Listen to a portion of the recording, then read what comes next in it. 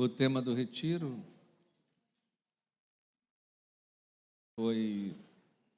está escrito na nossa blusa: Deus não se atrasa. Deus não se atrasa. E hoje o sermão não poderia ser diferente. O sermão vai ser sobre fé e atrasos. É o título do sermão. Sobre fé e atrasos.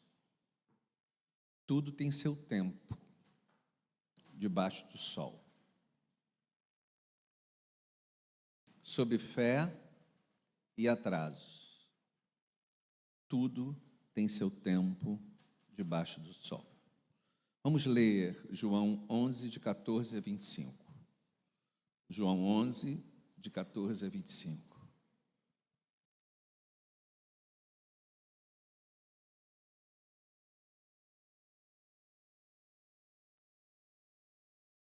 Então Jesus lhe disse claramente: Lázaro morreu, e por vossa causa me alegro que lá não estivesse, para que possais crer, mas vamos ter com ele. Então Tomé, chamado Dídimo, disse aos condiscípulos: Vamos também nós, para morrermos com ele. Chegando Jesus, encontrou Lázaro sepultado, havia 4 dias. Ora, Betânia estava a cerca de 15 estágios perto de Jerusalém. Muitos dentre os judeus tinham vindo com Marta e Maria para consolar a respeito do seu irmão.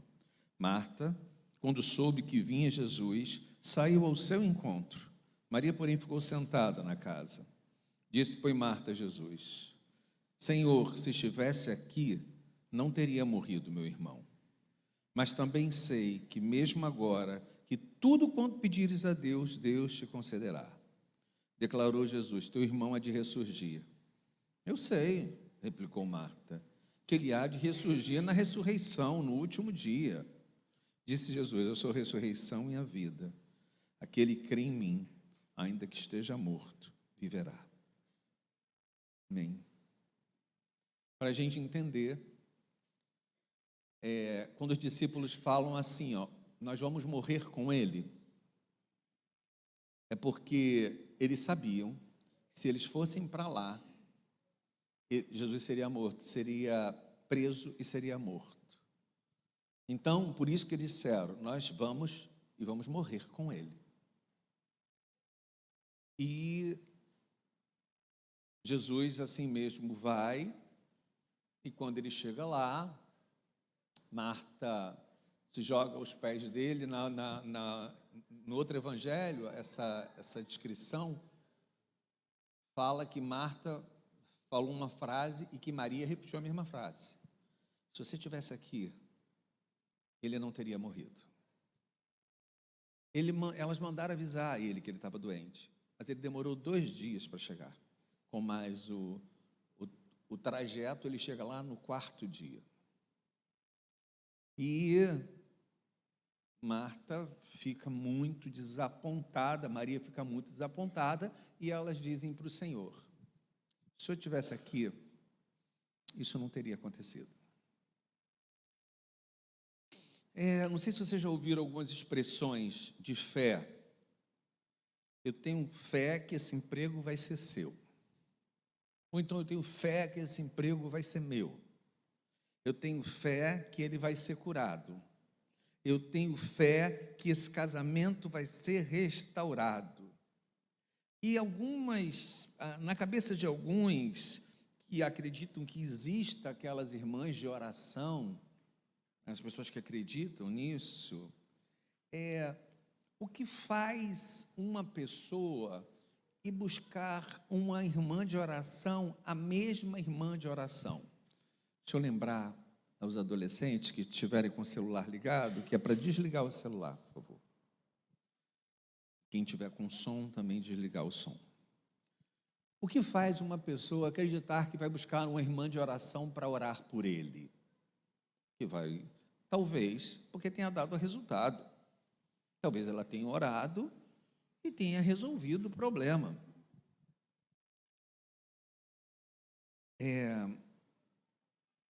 Uma pessoa de fé não é aquela que é atendida nas suas orações. Uma pessoa de fé é justamente aquela que não é atendida nas suas orações. Meio esquisito, né, que eu estou falando. Uma pessoa de fé não é aquela que é atendida nas suas orações.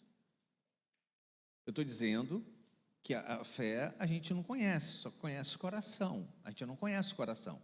Só a pessoa que sabe o que está dentro dela. Só o Senhor a conhece. Eu estou dizendo que, pelas evidências, uma pessoa de fé é justamente aquela que não é atendida. Porque tempos de dores, tempos de fé. A gente descobre a fé que tem no nosso coração no tempo da mudança. A gente descobre a fé que tem no nosso coração no tempo das dores. A gente descobre a fé que tem no nosso coração justamente na hora dos problemas. Deus não se atrasa, foi o tema do nosso retiro. E eu fiz uma dinâmica com eles. Eu falei sobre decepção. Perguntei para eles qual era o sentimento de Marta, quando ela falou: se tu estivesse aqui, ele não teria morrido. Qual era o sentimento de Marta? Decepção. Aí, como eu estou falando com adolescentes, a gente imagina que eles são relax, né? Não pensam em problemas, não pensam em dores. Aí eu perguntei assim: quantos aqui já se decepcionaram com Deus? Vários levantaram a mão. E eu quis saber o que fez cada um se sentir decepcionado com Deus. Para mim foi o momento mais forte do retiro, foi esse momento. Foi o momento mais intenso do retiro, foi quando cada um falou da sua decepção com Deus. E aí eu expliquei para eles que Maria está decepcionada com Deus por conta de um atraso que ela não entende. Maria está decepcionada com Deus porque Jesus se atrasou e ela não entende a causa daquele atraso. Ela entendeu de maneira errada. Fé não é a capacidade de extrair de Deus o que nós precisamos. Fé não é a capacidade de extrair de Deus o que nós precisamos. Está me ouvindo, Heloísa? Fé não é a capacidade de extrair de Deus o que nós precisamos. Esse conceito de que fé, que eu vou tirar de Deus o que eu preciso, eu vou lá, eu vou clamar e Deus há de me dar, isso está errado. A gente tem a impressão de que Deus tem as bênçãos e Ele segura as bênçãos, e eu, na fé, na oração, vou lá e abro um dedo. Aí eu continuo orando mais forte. Aí eu abro o segundo dedo. Ele vai abrir. Agora ele vai abrir a mão. Aí eu estou orando mais forte. Eu abro o terceiro dedo. Eu abro o dedo. Leva. Não é nada disso. Fé não é a capacidade de extrair de Deus coisas boas para nós. Se Ele é tão... Se Ele tem o bem, olha para mim para você me ajudar a responder agora. Vou passar para você que está olhando para baixo. Quem olha para baixo sempre acha que está olhando para o celular. Se Ele tem o bem e não dá, são duas opções. Ou porque Ele é mau, ou porque ainda não é o tempo. Se Deus tem o bem, vocês, olha só, vocês estão comigo, não estão? Se Deus tem o bem e Ele não dá, só tem duas opções. Ou porque Ele é mau, ou porque ainda não é o tempo, ou porque não é bom para você naquele momento, ou porque aquilo não vai ser bom para a sua vida. Então, não tem como a gente achar que fé tem a ver com conseguir coisas. Isso é uma teologia que não é a nossa. Adolescentes estão começando a ser discipulados. Essa teologia que a gente vai tirar coisas da mão de Deus, que a gente vai arrancar coisas. Eu fui no terreno do inimigo. Essas coisas a gente não crê. A gente não tira nada das mãos de Deus, porque Deus é bom. Fé não tem a ver com conseguir coisas. Fé tem a ver com a certeza do bem de Deus. Isso que é fé. É acreditar que Deus é bom. A gente precisa entender o que significa isso. E Deus, vou dar um exemplo, a moça vai casar. Ela fala assim: pastor, eu queria orar com o senhor, eu vou casar, está perto do meu casamento, e meu namorado é um pouco violento. Ele bateu em você? Ele se exaltou um pouco. Entendi. Por quê? O senhor acha que Deus não tem poder para mudar o meu namorado? Para mudar a maneira dele de pensar? Para mudar o coração do meu namorado? Tem. Só não sei se ele quer. Meu amor, o pastor disse para ela: Deus não é um gênio da lâmpada, que você pede coisas, esfrega e ele te dá. Deus não é um gênio da lâmpada. Deus não é um pé de coelho. Os adolescentes não sabem nada disso, né? Pé de coelho é da gente, desse pessoal aí que é velho, esse pessoal idoso. Sabe nem o que é pé de coelho. Eles, a gente não, a gente acredita em outra coisa. Eles acreditavam que pé de coelho dava sorte. Então, vocês imaginam que coisa horrorosa? Eles tiravam a pata de um coelho e andavam com a pata de um coelho. Eu também achei um horror, também achei. Deus não é um pé de coelho. Deus não é um gênio da lâmpada. Ter fé é acreditar que Deus é bom e não o que Deus faz. Isso é uma mudança de paradigma, gente. Porque tem pessoas que acreditam que ter fé é achar que Deus faz. Não é isso. Ter fé, aliás, você não precisa de fé nenhuma para perceber que Deus faz. Não precisa de fé, você vê o que Ele faz. Fé é a gente acreditar que Ele é bom e que Ele não se atrasa. Entenderam? Isso é um conceito que a gente tem que levar para o coração, é entender que fé é crer que Ele é maior do que os meus desejos, e crer que a sua companhia é o meu melhor bem. Isso que é fé. Fé é crer que eu posso descansar, que Deus não vai estragar as coisas. Fé é a certeza que eu posso descansar, porque Deus não vai estragar as coisas. Fé não tem a ver com o que eu vejo. Fé tem a ver com o que eu não vejo. Fé não tem a ver com o que eu ganho. Fé tem a ver com o que eu não ganho. Isso que é fé. Achamos que fé é dizer: ele vai ser médico, ele vai ser engenheiro, ele vai ser cozinheiro, ele vai ser militar. Eu tenho fé que ele vai ser engenheiro, que ele vai ser militar. Isso não tem nada a ver com fé. Nada a ver com fé. Fé é eu acreditar que eu não sou capaz capaz de desenhar o futuro do meu filho. Fé é eu acreditar que eu não tenho nenhuma proposta idealizada na minha cabeça que seja absolutamente melhor do que a que Deus tem para o meu filho.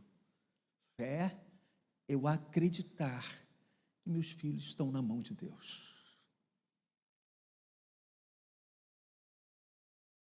Fé, eu acreditar que eu passo por um fracasso. Fé tem a ver com fracasso. Como assim?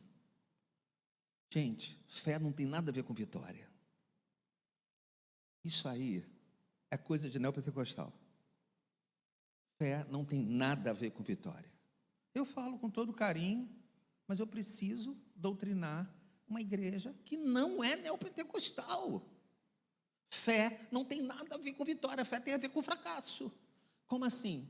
Eu preciso assumir um fracasso para que eu exerça a minha fé. Como assim? Como assim? Não entendi. Eu preciso dizer assim, eu não consigo. Eu não sei. Eu não vou dar conta. Eu preciso do Senhor. Eu estou nas tuas mãos. Eu estou às cegas. Quando eu digo, eu não consigo, eu admito um fracasso. Quando eu digo, eu não sei como é que vai ser, eu admito que o meu filho está nas mãos do Senhor. Eu admito que Deus não se atrasa. Eu entendo que Deus não se atrasa. Fé não tem a ver com vitória. Fé tem a ver com fracasso. O que tem a ver com vitória é gratidão. Não teve oração por gratidão? Ora, gratidão tem tudo a ver com vitória. A gente agradece, Senhor, obrigado. Fé não. Fé não tem a ver com vitória.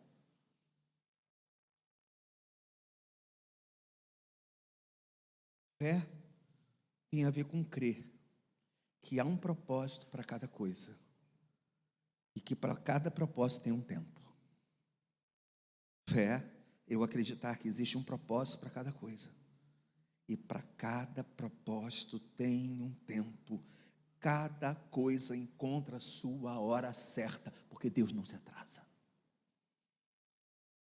Cada coisa encontra a sua hora certa, porque Deus não se atrasa.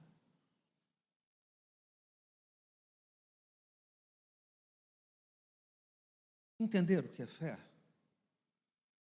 Fé tem a ver com o que eu não tenho, com o que eu não vejo. Tem a ver com o que eu espero e com o que eu dependo.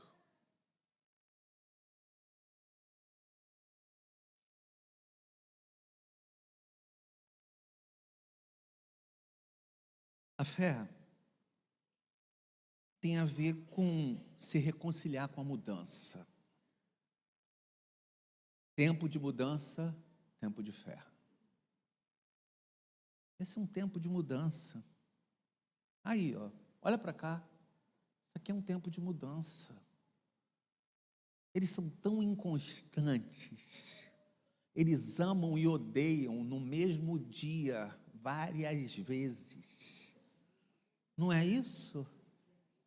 Na mesma intensidade, eles amam, ele odeia, eles sofrem, eles se acham lindos, eles se acham horríveis.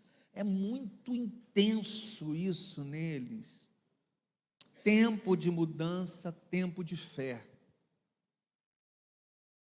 Tempo de mudança é tempo de fé porque eu não enxergo o que vem aí. Por isso que eu digo que não adianta você achar que você tem fé para desenhar o que vai ser o futuro do seu filho. Não adianta. Teve um pastor chamado Paul Yang-Shu, um livro chamado Quarta Dimensão. Todo mundo leu Quarta Dimensão no início da década de 80, final da década de 70. Paul Yang-Shu dizia assim: a gente tem que chamar à existência aquilo que a gente quer. Se você quer ele falava da bicicleta. Imagine que você quer uma bicicleta, você tem que dizer para Deus: Eu quero aquela bicicleta, uma bicicleta com rodas assim, uma bicicleta amarela, aí a bicicleta vai aparecer. Gente, isso é feitiçaria. Isso não tem nada a ver com fé. A gente não traz nada à existência. Isso não tem a ver com a nossa teologia. Eu não digo como vai ser a coisa que eu vou receber. Isso é feitiçaria. Isso não é fé. Fé é eu não conhecer e assim confiar. Fé é eu ter certeza que as coisas vão acabar no lugar certo. Fé é ter certeza que as laranjas estão sacudindo dentro da caixa, mas elas vão se arrumar perfeitamente e que as coisas vão terminar da melhor maneira para mim e para minha família. Isso é fé, e não a cor da minha bicicleta.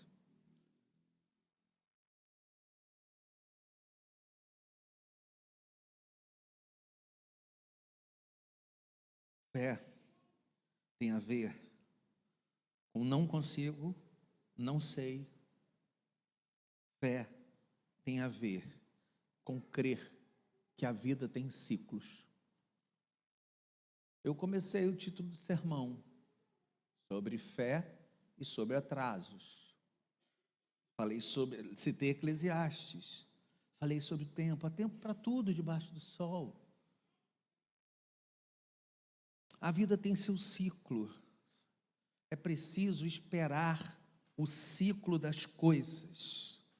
Preste atenção.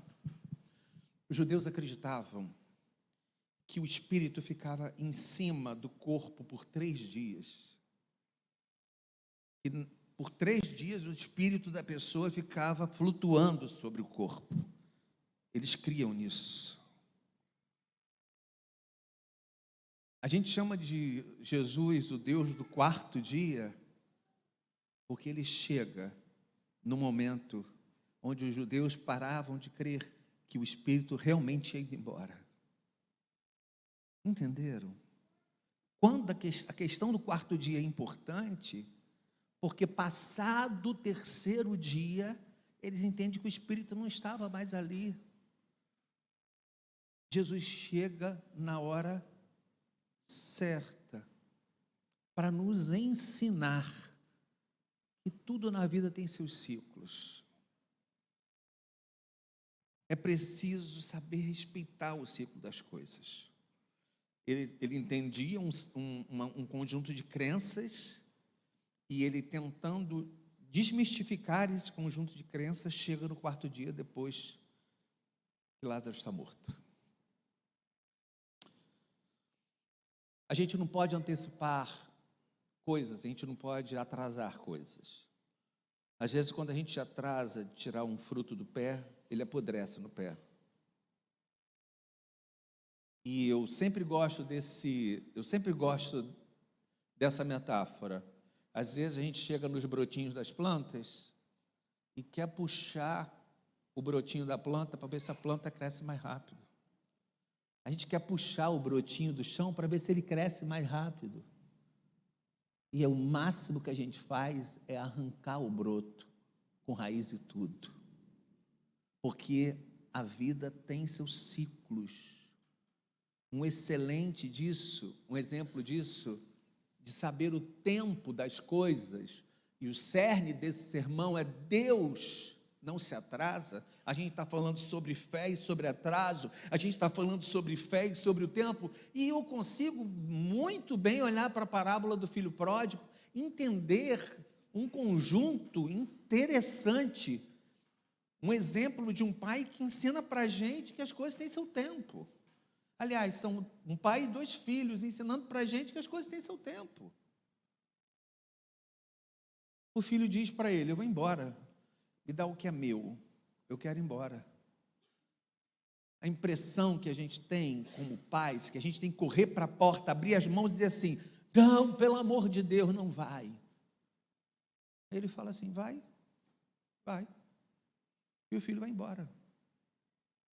O filho sai. Existe o tempo da gente deixar ir O filho vai e se arrebenta na vida. E o filho descobre o tempo de voltar. E o filho volta. E o texto diz que o pai de longe, olhando, viu o filho lá longe. E ele sai do seu lugar e vai correndo na direção do filho e abraça. Ensinando para a gente que tem tempo para deixar ir. E tem tempo para correr na direção dele e dizer que ele é bem-vindo. É preciso a gente entender o tempo das coisas. É preciso entender que o tempo mudou. Para esse povo que está aqui, você que é pai de adolescente, o tempo mudou. O corpo mudou. A pessoa que estava dentro da tua casa mudou. Você precisa entender que a pessoa que estava dentro da sua casa mudou. O problema é que o pai do filho pródigo, que eu usei como exemplo, tinha um filho que estava dentro de casa e ele sequer sabia no que o filho pensava. Um dia o filho disse assim: estou indo. E depois que ele resolve todo o problema, ele descobre que outro filho que está dentro de casa se vê como escravo. Tudo que você faz, você nunca me deu nada teu. Ele não prestou atenção que esses meninos mudaram. Ele não prestou atenção que esses meninos mudaram. Talvez ele tenha corrido. A gente corre tanto nessa vida, mas corre tanto, que a gente não percebe que eles mudaram. E ele tem 2 sustos. Tem susto com o primeiro filho, e depois tem susto com o segundo filho. Porque ele não percebeu que as coisas mudaram. Então eu queria dizer para os pais aqui, que a gente está falando sobre isso. As roupas mudam, a cabeça muda, está na hora de comprar o livro e largar o carrinho. O bebê chegou, está na hora de você parar de jogar bola. Você casou. Porque a gente não entende que as coisas, a gente não ensina para os filhos que as coisas mudaram. Eles tropeçam na vida, tropeçam no mundo do trabalho. Eles tropeçam no mundo do trabalho porque a gente não ensinou as etapas da vida, os ciclos da vida. Então eles tropeçam no mundo do trabalho. Quanto mais a gente anda com Jesus, mais a gente tem que mudar. Marta e Maria eram amigas dele, eram amigas pessoais. Marta, Maria e Lázaro, ele comia na casa deles, ele vivia com eles. Eles eram amigos pessoais de Jesus. Pelo menos eles tinham que entender quem era Jesus. Porque quando a gente anda perto de Jesus, mais a gente tem que mudar. O problema é quando a gente anda perto de Jesus e a gente não muda.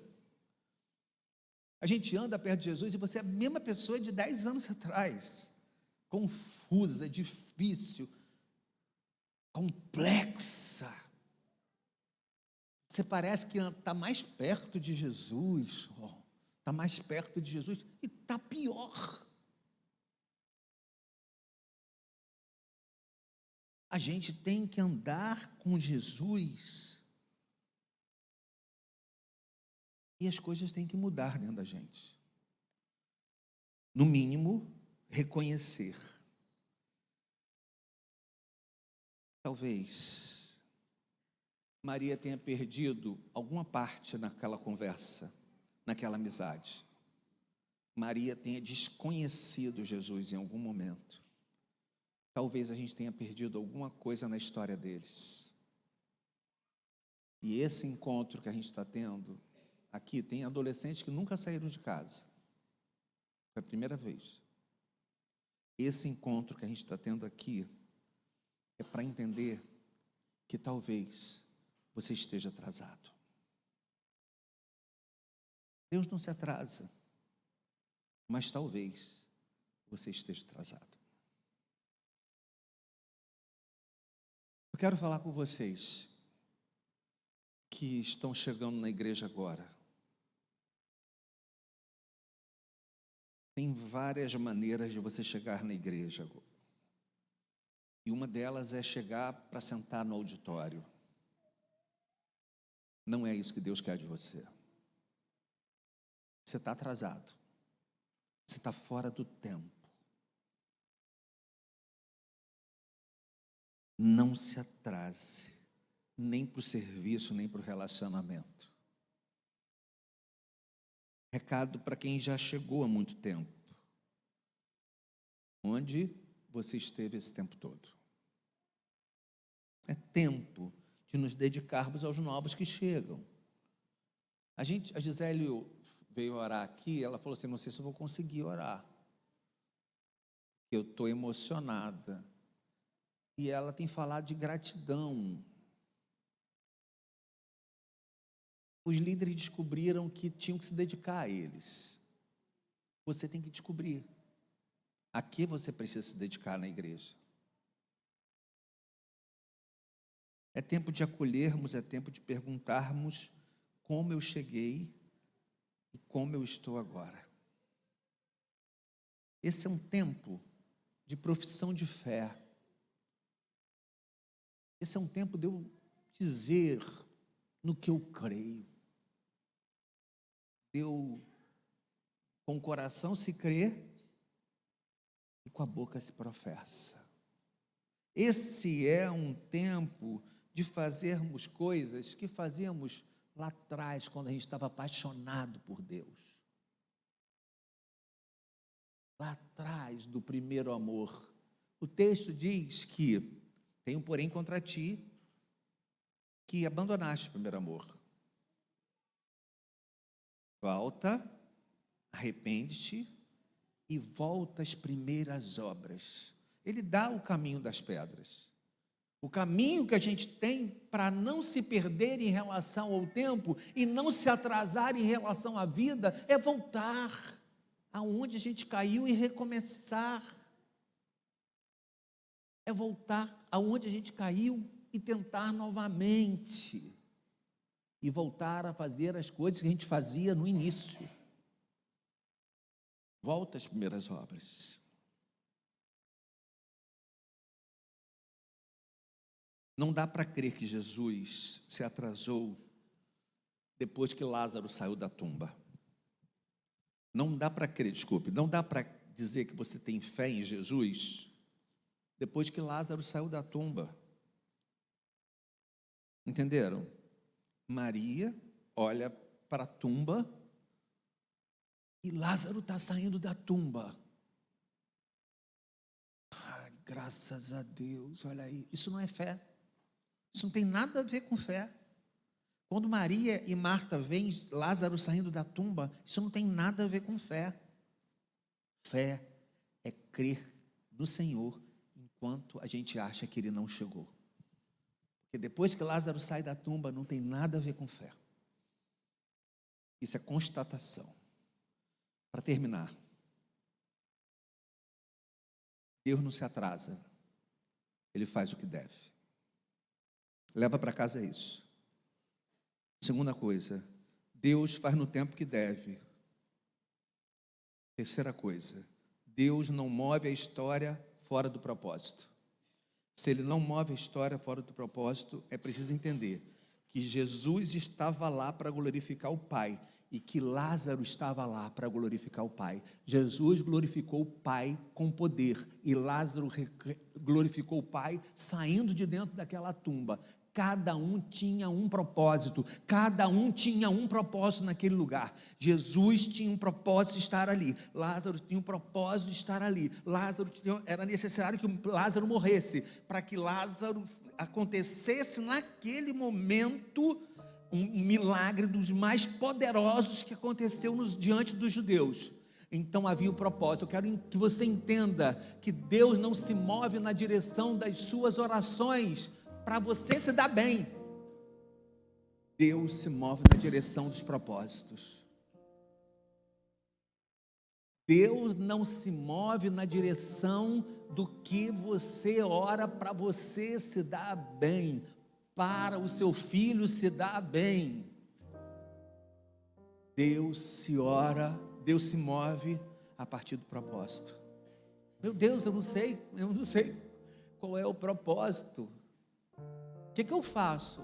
Ora assim: seja feita a tua vontade, assim na terra como no céu. Pede o que tu quer pedir, mas diz depois: eu só quero a tua vontade. Eu só quero a tua vontade. Me ensina a orar. Eu, quando estava discipulando, ele me perguntava: então, mas como é que fica a questão da oração? Eu falei assim: é Deus que vai brotar no nosso coração aquilo que a gente deve orar. E que Deus brote no meu coração o quê? Eu só quero a tua vontade, assim na terra como no céu. O Senhor não se atrasa. O Senhor tem um plano que é melhor do que o meu. Eu só quero a tua vontade, assim na terra como no céu. Está pensando na terra gelada?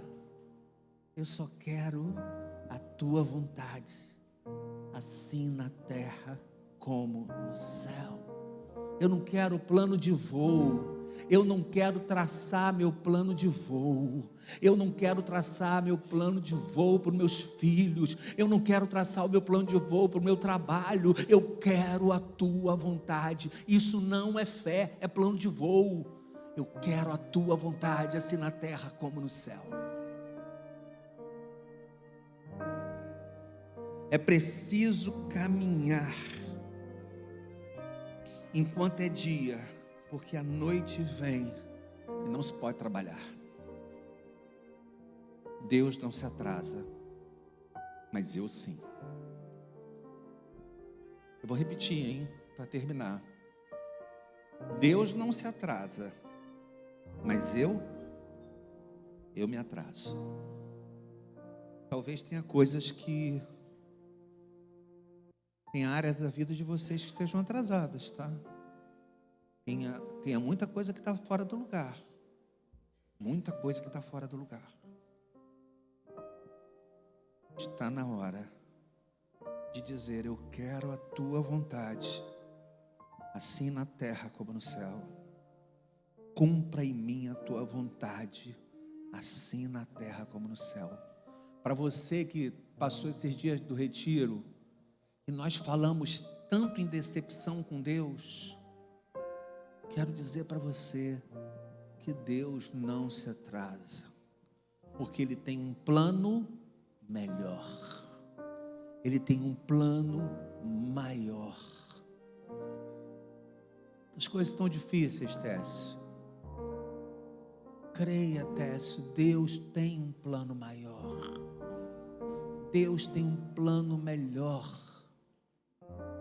Deus tem um plano grande, assim na terra como no céu.